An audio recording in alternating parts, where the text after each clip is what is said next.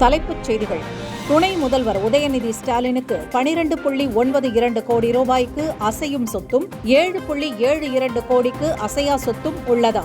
சென்னை எழும்பூர் ரயில் நிலையத்தில் பிளாட்பாரம் மேம்பாட்டு பணிகள் காரணமாக ரத்து செய்யப்பட்டிருந்த மின்சார ரயில் சேவைகள் திட்டமிட்டதை விட 2 நாட்களுக்கு முன்பாகவே நாளை ஏப்ரல் 3 வெள்ளிக்கிழமை முதல் மீண்டும் தொடங்குவதாக அறிவித்து தெற்கு ரயில்வே அசத்தியுள்ளது. தமிழ்நாட்டில் இன்று 3 இடங்களில் வெயில் 100 டிகிரியை தொட்டுள்ளது. இதில் அதிகபட்சமாக கரூர் பரமத்தியில் 101.3 டிகிரி பதிவு. சேப்பாக்கம் தொகுதியில் போட்டியிட வேட்புமனு தாக்கல் செய்துள்ள துணை முதல்வர் உதயநிதி அத்துடன் சொத்து குறித்த பிரமாண பத்திரத்தை தாக்கல் செய்துள்ளார்.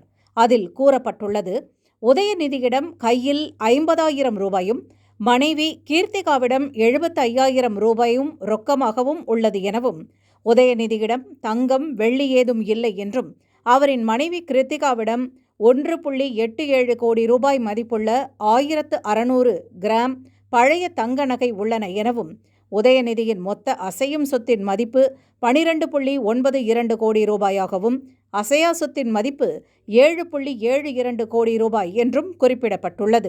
உதயநிதியின் மனைவி கிருத்திகாவின் மொத்த அசையும் சொத்தின் மதிப்பு 13.25 கோடி எனவும், அவரிடம் அசையா சொத்து எதுவும் இல்லை என்றும் குறிப்பிடப்பட்டுள்ளது. உதயநிதியிடம் 1 கோடி ரூபாய் மதிப்புள்ள டிஃபெண்டர் மற்றும் 23 லட்சம் ரூபாய் மதிப்புள்ள இன்னோவா கார் ஆகியவை மட்டுமே உள்ளன என்றும், அவர் மனைவியிடம் வாகனம் ஏதும் இல்லை என்றும் குறிப்பிடப்பட்டுள்ளது. கடந்த பிப்ரவரி 20ஆம் தேதி முதல் எழும்பூர் ரயில் நிலையத்தின் 10 மற்றும் 11வது பிளாட்பாரங்களில் மறுசீரமைப்பு பணிகள் தொடங்கியது. எந்த மாற்று வழியும் இல்லாததால் ஏப்ரல் 5ஆம் தேதி வரை லைன் பிளாக் அறிவிக்கப்பட்டிருந்தது. இதனால் கடந்த 40 நாட்களுக்கும் மேலாக பயணிகள் கடும் அவதிப்பட்டார்கள்.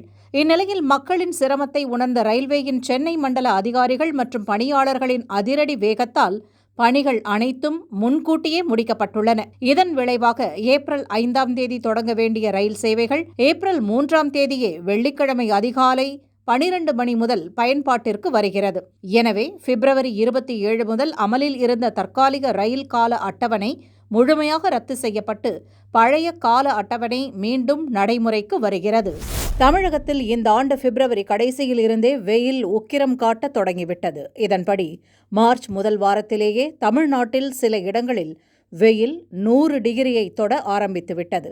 அதன்படி தமிழ்நாட்டில் இன்று 3 இடங்களில் வெயில் 100 டிகிரியை தொட்டுள்ளது. இதில் அதிகபட்சமாக கரூர் பரமத்தியில் 101.3 டிகிரியும், வேலூரில் 101.3 டிகிரி வெப்பநிலையும், மதுரை விமான நிலையத்தில் 100.4 டிகிரி வெப்பநிலையும் பதிவாகியுள்ளது.